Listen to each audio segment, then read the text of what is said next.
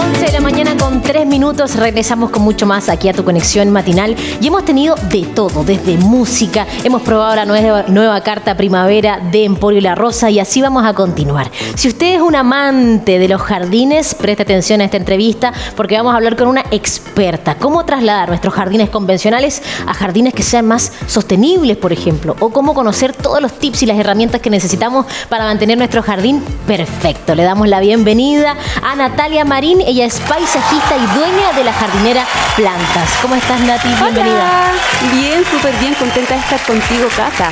Muchísimas gracias, de verdad, porque mira, a mí me pasa algo muy personal. Todo lo que yo planto, Nati, se me muere. Pero antes de entrar de lleno a cómo poder mejorar esa técnica, me gustaría preguntarte cómo nace la idea de la jardinera Plantas. Mira, yo soy una persona amante de las plantas toda la vida. Me crié en el campo, en una parcela. Mira. Hice huerta en mi patio mucho tiempo con mis niños, huerta orgánica, y tuve una crisis laboral por ahí, cerca de mis 40 años, que estaba muy estresada en un trabajo nada que ver relacionado primero con el diseño y luego con la parte comercial, y decidí abandonarlo todo, tirarme a la piscina y empezar a emprender en el mundo de las plantas, que era lo que a mí siempre me ha apasionado. Qué valiente, felicitaciones por ese cambio que me imagino que muchas personas que puedan estar en sintonía no se atreven a salir de lo cómodo y poder lanzarse a algo que verdaderamente nos llene el alma. Claro, además en un rubro que es bastante masculino, porque yo empecé no como paisajista a diseñar jardines, yo empecé a hacer jardinería propiamente tal, a mantener jardines, pasar la máquina a cortar pasto, cortar árboles con una motosierra. Y claro, me acuerdo al principio, por ejemplo, cuando fui a comprar mi primera máquina, el señor que me la vendió me la quería subir al auto y yo le dije, no, si yo subo la máquina y la bajo todo el tiempo, no pasa nada. Pero así, sí. Y es cierto, porque ahora que recuerdo, no sé, por ejemplo, todos los jardineros, por lo general que uno conoce, siempre son hombres, pero qué lindo conocer siempre que hay un caso fuera de la norma. Cuéntanos también cómo serían los principios clave que guían el diseño también de un jardín. Mira, yo me dedico a la parte, me apasiona en verdad la jardinería desde una mirada sostenible, ¿ya? Estamos acostumbrados siempre a tener jardines verdes, llenos de pasto y con uno que otro arbusto por aquí y por allá. Pero la verdad que con el cambio climático hemos tenido que cambiar un poco la forma de diseñar nuestros jardines para que resistan esta sequía, estos calores extremos, y también si hablamos de sostenibilidad, también hablamos de sostenibilidad en el término de los recursos que nosotros gastamos en nuestro jardín. Total. La cuenta del agua, que cuando uno tiene puro pasto es brutal. El mantenimiento del jardín, que lo mismo, cuando uno tiene puro pasto, en verano hay que cortar el pasto una vez a la semana, entonces un gasto de tiempo y de recursos en mantenimiento que es brutal. Entonces vamos migrando en el fondo a una forma de hacer jardines que es más sostenible y que tiene bastantes claves de las cuales yo te puedo hablar. Por favor, empecemos desde ya a conocer todas esas claves y principios que podemos aplicar hoy desde casa. Bacán. Bueno, traje una ayuda de memoria, no sé si me lo pueden poner.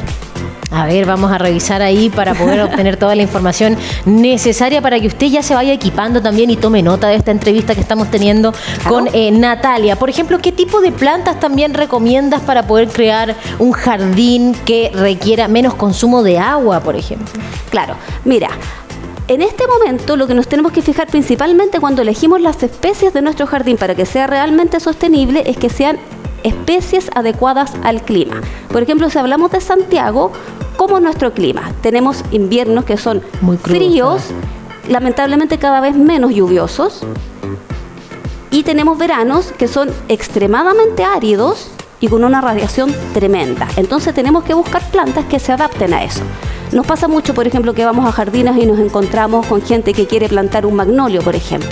Y lamentablemente hoy día eso, a no ser que tengas un jardín muy consolidado, no se te va a dar, porque las condiciones climáticas que tenemos en Santiago, ese árbol que es de condiciones tropicales no lo va a resistir. Entonces vamos eligiendo especies que sean de climas mediterráneos, que es el clima que nosotros tenemos acá en Santiago. Pero por ejemplo, si ese mismo magnolio yo lo quiero plantar en el sur de Chile, ¿podrían ser condiciones mejores? En el sur de Chile se te va a dar, y por eso tú tienes que observar más o menos las especies que se dan en tu clima y imitar en un jardín especies que se darían en climas similares. Por ejemplo, en el sur de Chile se pueden parecer a especies que se podrían dar en Canadá.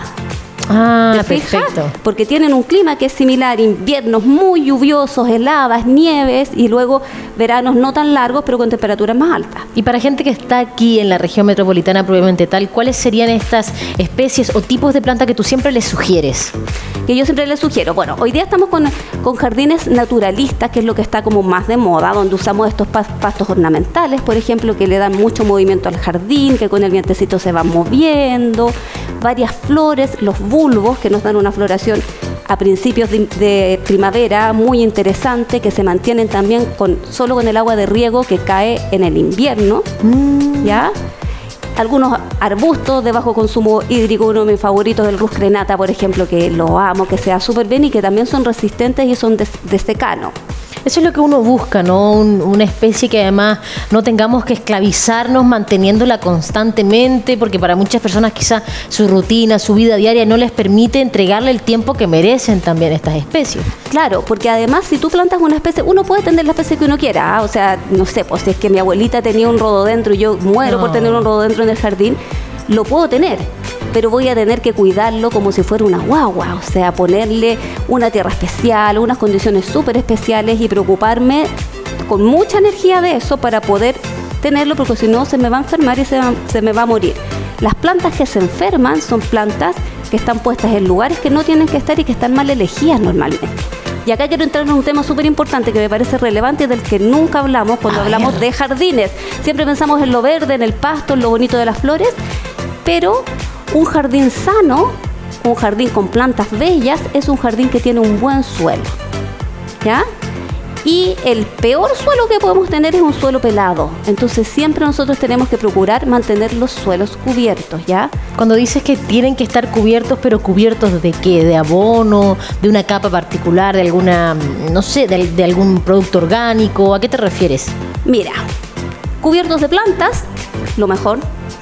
Pero si tenemos, por ejemplo, estos típicos macizos arbustivos, donde hay una separación y hay tierra que está pelada, yo siempre recomiendo a mis clientes de que lo cubran, ya sea con las mismas hojitas que vamos recogiendo del jardín, los ponemos ordenaditos en los macetones y cubrimos eso con hojitas, o bien hay algunos materiales orgánicos como los mulch que son picados de madera, que también se pueden poner en los jardines y se van a ir degradando. ¿Cuáles son los efectos que eso tiene? Protege el suelo de la radiación, protege el suelo de la erosión por la lluvia y al descomponerse este material que es orgánico vamos a ir generando vida en el suelo. El suelo necesita estar vivo. Por ejemplo, si tú vas a una zona industrial o a cualquier vereda que está absolutamente despoblada, vas a ver un suelo duro, compactado y sin nada de vida. En cambio, si tú vas a un bosque, vas a ver un suelo con así una cubierta de hojas, vas a hacer así, vas a ver bichitos que están descomponiendo el suelo y el bosque, por ejemplo, nunca se enferma. La tierra medianamente húmeda también. Claro. Y eso también con respecto a la sostenibilidad y a poder tener jardines con menor consumo hídrico nos ayuda mucho a tener los suelos cubiertos, porque un suelo que está descubierto tú lo riegas, al estar compactado el agua no baja y además se va a evaporar inmediatamente el agua, va a salir del sistema. En cambio, cuando el suelo está cubierto con un mulch, el agua penetra, al tener material orgánico es como una esponjita que se retiene y no vuelve a salir y vamos a ahorrar mucha agua. Y con respecto a justamente lo que estás planteando, ¿cómo poder reutilizar agua o cómo también poder hacer un regadío que sea más sustentable? Bueno, ahí hay varios temas. Es posible hacer sistemas de recuperación de aguas grises, ¿ya? En la ciudad es un poco más reglamentado por el asunto de los vecinos, pero eso existe ese servicio de personas que te instalan filtros de aguas grises que tú puedes reutilizar el agua de tu lavadora, de tu ducha, de tu lavamano para riego. Y por otra parte, un tema que es súper relevante es el riego automático, ¿ya? Cuando nosotros regamos a manguera, uno está regando el pasto feliz de la vida, estás media hora ahí. Como que relaja además, ¿no? Pero después yo te invito a que hagas así, con el dedito y veas cuánto penetró el agua. Y yo te aseguro, no es tanto, ¿no? va a ser esto. No va a llegar a la raíz de la planta. ¿Y cómo lograr una verdadera penetración del agua en los suelos? Bueno, cuando uno instala un sistema de riego por goteo, por ejemplo, ¿qué es lo que pasa? Que estos goteros o estas plantas con riego autocompensado van a tirar una gotita, otra gotita. Es muy poquito durante 5 o 10 minutos y eso va a ir formando de a poco un bulbo de agua. O sea, tú tienes el gotero acá y acá debajito vas a tener una forma así que va a estar siempre húmeda y que va a nutrir las raíces. Es mucho más eficiente por eso, porque penetran mucho más los suelos. Y como te decía, eso sumado a un suelo rico en materia orgánica y que esté cubierto, va a hacer que el agua penetre. Cuando hay materia orgánica, el suelo es esponjoso y el agua logra entrar. Cuando el suelo está pelado y erosionado, duro, el agua no entra. ¿Sabes qué, Nati? Qué bueno el dato que nos compartes. Y bueno, a través de redes sociales, creo que en algún momento vi un riego a goteo que uno podría hacer desde casa con, no sé, con botellas de plástico, por ejemplo, en vez de botarlas a la basura, que no deberían ir ahí, deberíamos reutilizarlas de alguna manera. Esto podría también permitir una salida cómoda, económica y saludable también, sostenible además. Claro, hay formas de hacerlo que es económico. Uno de repente piensa en el riego por goteo como una cuestión que vale millones de pesos. Un sistema complicadísimo, uno se imagina. Pero hoy día se venden kits, por ejemplo, que tú tienes un programador que lo enchufas así en tu llavecita de jardín, lo programas, le pones una planza, que en el fondo es enchufarle una manguerita que tiene los goteros y puedes tener un sistema de riego automático relativamente barato. Y también existen estos sistemas caseros de la botella que está enterrada en el macetero, los maceteros autorregantes. Hay varias formas que se pueden utilizar para optimizar los riegos. Maravilloso. Te cuento, Nati, que el fin de semana estuve en una feria donde, bueno, relacionada a los paisajes, a cómo las personas podían mantener sus jardines. Y había jardines. Sí, y había un stand en particular que a mí me llamó mucho la atención, que era un stand donde podías escuchar la frecuencia de las plantas, porque por lo general las personas que, digamos, constantemente están cuidando sus jardines, yo creo que saben que existe prácticamente una relación entre esa persona y sus plantitas. Muchas también les conversan, les hablan, las piropean, oye, que estás bonita, pero de verdad que yo nunca me había dado el momento de entender la profundidad de qué significan verdaderamente seres vivos, y era una manera en la que situaban ciertos pinchos sobre la planta y sonaba una frecuencia que se sonidificaba, digamos, sonaba maravilloso. Cuéntanos un poquito a todas esas personas que conectan con sus plantas, ¿les hace bien que uno les hable, que les converse? Absolutamente, y a la planta le hace bien y a ti te hace bien.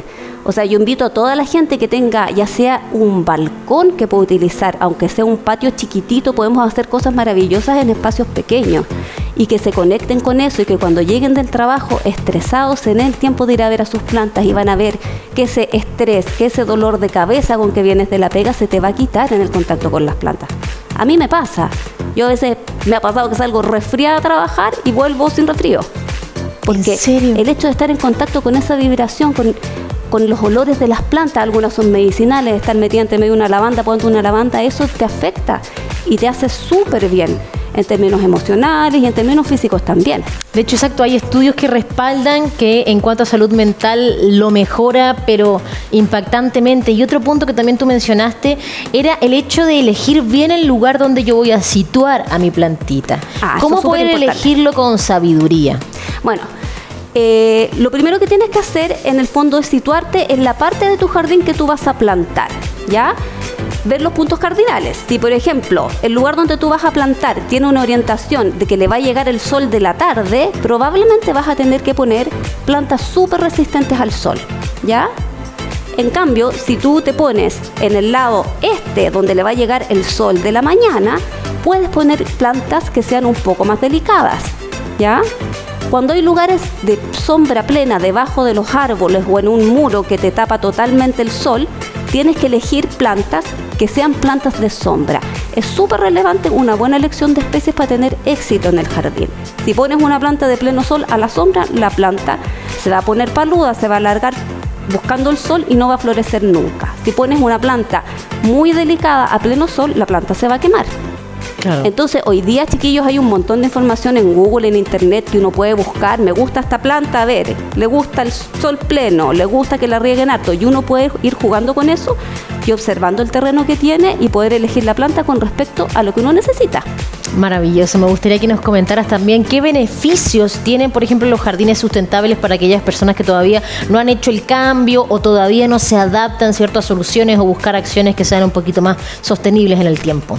Bueno, de partida hay un asunto de biodiversidad, ¿verdad? El jardín con pasto y un par de ligustros, si bien puede ser verde, la verdad que no es biodiverso, no aporta en cuanto al disfrute del jardín, no solo para nosotros. Tenemos que pensar que hay abejas nativas, que hay abejas que nos dan la miel, que hay un montón de pajaritos, hay un montón de vida, hay hongos que están comunicando por sus raíces a las plantas y ellos necesitan un ambiente en que haya también cierta diversidad de plantas. Por ejemplo, las flores producen néctar. El néctar lo consumen las abejas, algunos otros insectos, los colibríes. Podemos poner plantas que atraigan a los colibríes y que tú estés sentada en tu terraza mirando cómo los colibríes Qué están ahí. maravilloso es eso. ¿Ves?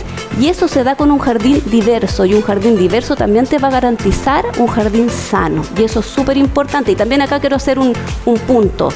Ojo con el uso de productos químicos, ¿ya? Tenemos que evitar a toda costa estar echando, no quiero decir marcas, pero en el fondo insecticidas, ¿verdad? ¿Y qué A las recomiendas plantas. para hacer el cambio, digamos? Porque quizás lo más fácil, bueno, voy a tal lugar, compro el insecticida y cada cierto tiempo le pasa a mis plantitas. ¿Qué acción podríamos tomar para cambiar esa actitud? Bueno, tenemos en verdad la concepción de que los bichos son los enemigos, y no es así, ¿ya?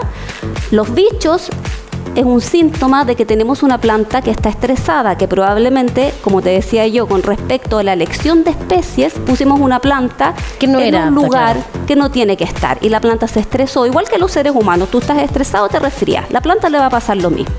Entonces, buena elección de especies, cuidado del suelo, un suelo cubierto, fértil, con compost, ¿ya? Perfecto. Y una diversidad de plantas en el jardín que le permita llegar a los bichos que son beneficiosos. Por ejemplo, las chinitas. Ahí, si tú miras ahí en la pantalla, aquí al lado de mi manito, vas a ver una larva de chinita. Las chinitas se comen los pulgones. Ahí. Cierto. Aquí ¿Ves? podemos ver en detalle cuáles serían las claves para mantener un jardín sostenible en perfectas condiciones. Esas larvas, tú me comentas que quizás las personas se confunden, ¿no? ¿Qué es lo que pasa? Yo tengo una rosa, en esta época pasa mucho, una rosa llena de pulgones. Pesco Es insecticida. naranjo para casa y jardín. Y rocío a mi rosa completamente. Si no me fijo y si no conozco que esa es una larva de chinita, estoy matando al animal que se alimenta específica y únicamente de pulgones. Entonces estoy matando la solución ecológica a mi problema.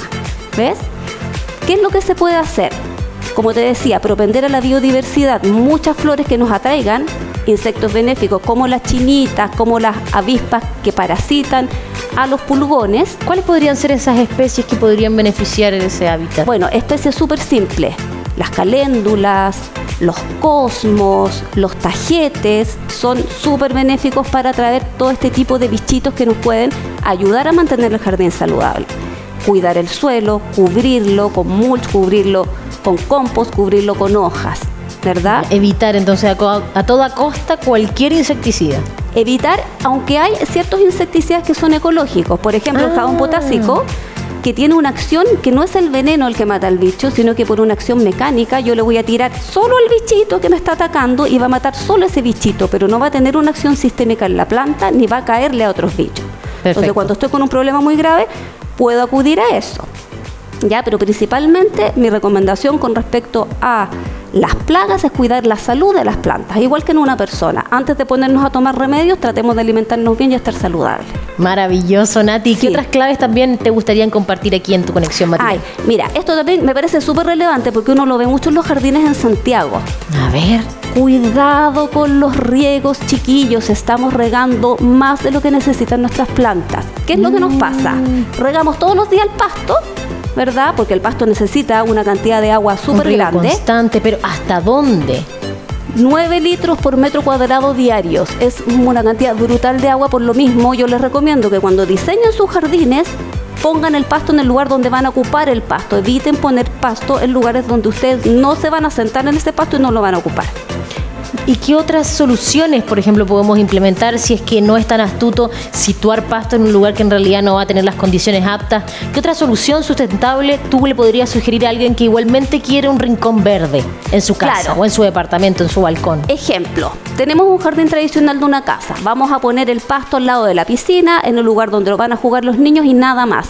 Y el resto hacemos macizos arbustivos con estas plantas adecuadas a nuestro clima, que sean biodiversas, que nos atraigan los bichitos, las mariposas, las abejitas, para que las observemos y para que mantengan la salud de las plantas con un suelo cubierto. Y muy importante, si vas a poder poner riego automático, pones un circuito de riego para el pasto que va a ser todos los días y otro circuito de riego para tus plantas de alrededor, que en promedio sería 2 veces a la semana, entre 5 y 8 minutos, nada más. Las plantas de macizos arbustivos, los arbustos, las flores, no necesitan más riego. Y estamos sobreregando. La gente riega el macizo, lo mismo que riega el pasto, y las plantas se enferman. Se ahogan en el fondo. Se ahogan. ¿no? Claro. Vamos a seguir conectando con lo que tú nos enviaste y estamos viendo, bueno, que aparte de la cobertura del suelo, que ya lo habíamos conversado, la adecuada elección de las especies también que estamos situando en nuestros jardines, el cuidado del agua, la biodiversidad y el control ecológico de plagas y fertilización. Vamos a seguir avanzando y aquí hay macizos de sombra y macizos de sol, claro. Bueno, acá en las elecciones de especies es súper relevante, como te decía, elegir bien para tener un jardín sano. Este es un macizo que yo les propongo, pueden ser miles las combinaciones de especies, pero por ejemplo, pusimos pasto en el lugar solo donde vamos a ocupar el pasto en nuestro jardín. Y vamos a hacer un macizo en un lugar donde nos llegan hartas horas de sol. ¿Qué podría ser? Un poco lo que se está usando ahora. Ponemos ese pastito de allá que se llama Stipa caudata, que tiene más o menos 1 metro de alto, 1 metro de ancho y que se va a mover con el viento. Nos va a dar esta sensación que estamos en el campo, ¿verdad? Ah, qué lindo. Yo los confundí, pensé que eran colitas de zorro. Se parecen, son de una familia, son también gramíneas en el fondo, son de una familia similar. Ah, perfecto. Pero ella es nativa. Ojo, porque plantas nativas nos van a traer también insectos nativos. Y la idea obviamente es preferir especies que sean nativas. Luego también nos compartes otras opciones que podemos tener en los macizos de sol, chiquillos, porque saben que el de sol es relevante porque tenemos generalmente más sol que sombra en los jardines. Bueno, acá arriba está la flor del ajo, la tulbalgia, que tiene una floración de color azulada, lilácea, muy prolongada y es muy resistente, necesita poca agua y es preciosa. Acá abajo tenemos el Diete grandiflora, que es una planta también muy resistente, también de pleno sol, con una floración maravillosa y bastante prolongada también. Aquí a la mano derecha tenemos el lirio de invierno, que se nos va a regalar flores cuando el resto no tenga flores. Va a ser el primero que va a florecer. Eso te iba a preguntar, ¿los cuidados cambian dependiendo de la temporada que estemos atravesando? Sí, claro, hay cuidados del jardín en todas las temporadas. En el verano estamos vueltos locos con el pasto y generalmente no alcanzamos a hacer nada más. Pero es en el invierno donde estamos más dedicados a hacer las podas de formación de las plantas, a mantener el jardín bonito y hacer las podas de las ramas de los árboles que necesitamos deshacernos para prepararnos después para tener una temporada de floración buena, saludable y un verano con un jardín bonito. Qué bueno que mencionaste la poda porque hay muchas personas que no se atreven a podar. No, es que me da pena, pero en realidad eso también sería saludable para el árbol o el arbusto o lo que sea, ¿no? Mira, en general si pensamos cómo funciona la naturaleza, imitando lo que la naturaleza hace, estas plantitas así que son herbáceas, en la naturaleza se lo comen animales que son herbívoros. Entonces ellas están adaptadas evolutivamente a la poda. Perfecto. Y en general, no todas las plantas son iguales, por supuesto, pero en general aguantan bastante bien las podas. Y algunas de ellas la necesitan. Lo típico es la lavanda. Plantamos una lavanda y en 5 años la lavanda está convertida en un palo negro horrible. ¿Por qué? Porque nunca la podamos. ¿Cada cuánto habría que hacerlo? Después del periodo de floración, que es súper prolongado en la lavanda, ahí se hace una poda, se baja más o menos 1/3 y uno desde abajo empieza a sacar las ramas más viejas y permite que la planta desde abajo vuelva a brotar nueva, como si fuera una planta recién comprada. Con mayor fuerza. Y bueno, ya revisamos los macizos de sol, vamos a conocer los macizos de sombra que nos trae hoy Nati. ¿Cuáles serían tus sugerencias? Chiquillos, acá, esta planta del lado de allá, que tiene mala fama, porque la gente la encuentra que es una planta de calle. Ay, es que la solemos encontrar.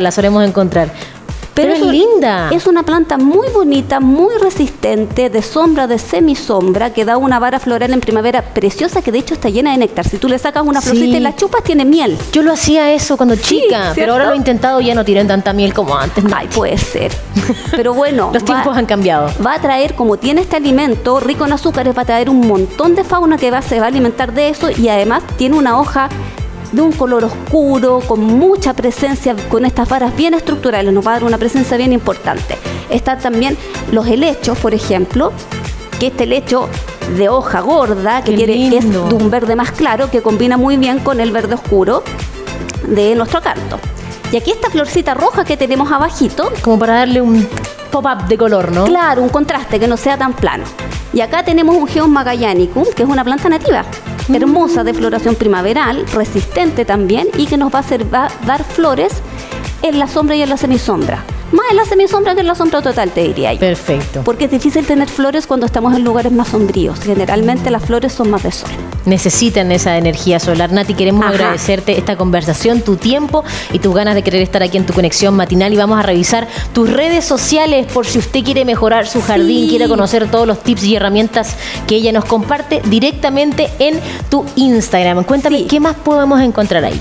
Mira, en mi Instagram, yo soy mala para las redes sociales, chiquillos, la verdad, pero trato de ir subiendo las cosas que voy haciendo, dar algunos consejos y por ahí también me pueden contactar por si quieren servicios de mantención de jardines que ya tengan, si quieren remodelar su jardín, si quieren hacer un diseño de jardín, construcción de jardín desde cero, yo hago todos esos servicios. Y por ejemplo, si alguien que no vive en casa, vive en un departamento y quiere tener su balcón bien bonito con un rinconcito verde. Se puede, totalmente. Se pueden hacer, de hecho lo he hecho varias veces, diseños de jardines en macetas para azoteas. Maravilloso, entonces. ¡Ay, para linda! Azoteas, para balcones, y se puede tener un lindo jardín, incluso hasta un huerto en macetas en un departamento. ¡Qué buena idea! Hay que hacerlo. Sí. Estamos conversando con Natalia Marín, que estuvo con nosotros aquí en Tu Conexión Matinal, dueña de La Jardinera Plantas, para que usted también le busque en las redes sociales, la apoye y obviamente pueda conectar con su trabajo. Gracias, Nati. Gracias, Cata. Saludos a mi ayudante, el Willy, y a mi ayudante, a la Rocío. Un besito, que trabajan Willy. conmigo. A la Rocío, muchísimas gracias. Continuamos aquí a través del 14.1 acompañándoles. Al regreso de esta pausa llega Avon a mostrarnos todo lo que se viene. No se despegue, ya volvemos.